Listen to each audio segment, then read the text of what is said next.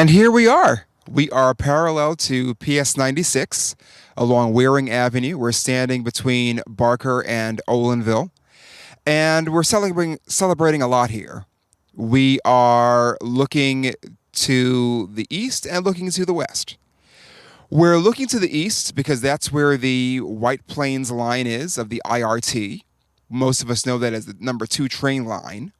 And the New York City subways are a marvel of engineering, including a contribution by an electrical engineer named Granville T. Woods, who was a contemporary of Lewis Latimer, who's a lot better known here in New York City.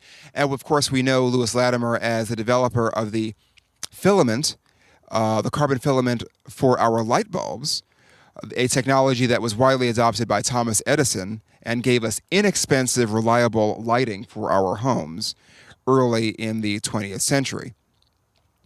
So his contemporary, Granville T. Woods, was from the Midwest. However, he spent most of his career here in New York City. He lived right by Central Park at about 109th Street, and he had his studio in Coney Island, Brooklyn, believe it or not. However, his development of the third rail made the conduction of electricity very reliable and safe, and that is a technology that we are using even today for the trains that we enjoy. And it's significant because the Bronx only urbanizes in the 20th century in the wake of mass transit improvement. That is, before the 3rd Avenue subway, which was taken down in the 1970s, there were only a few dozens of thousands of people living in the Bronx. The Bronx was basically a suburban residence for a lot of elite New Yorkers who had the opportunity to get away from the congestion and the noise of Manhattan, where they did their business and made their money, and a place for farmers and fishermen and other people who earn their livelihood in those ways. And there were also a number of craftspeople here, but not a community of a whole lot of people.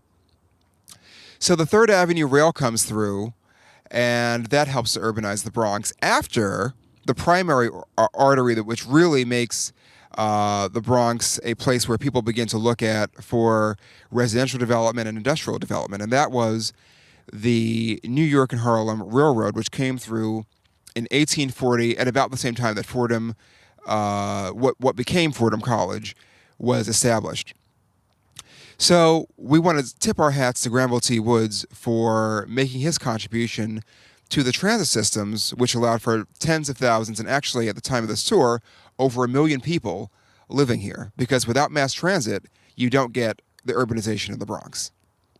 We're also here to celebrate the contribution of a local mover and shaker. That's Mr. Joe Thompson, who is worth knowing for many reasons. He is a retired police detective and real estate salesman, and insurance salesman. And he has, for many, many years in his retirement, become a part of the social fabric of this whole Community Board 11 community. He is the president of the local police precinct community council.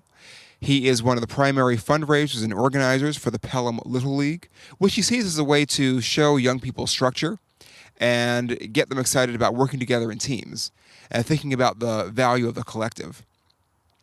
He's also been in charge of various committees within Community Board 11, including economic development. And he very often hosts these meetings, both for Bronx Community Board 11 and for the local police precinct community council, in the Wallerstein Day Center, operated by Beth Abraham Hospital, and that's right below the train tracks on White Plains Road at Waring Avenue. So we're here to acknowledge both Granville T. Woods from the past and a contemporary individual, Mr. Joseph Thompson. Our next stop is going to be the Workers' Cooperative Colony at Allerton Avenue and Bronx Park East, where we'll celebrate Janice Walcott.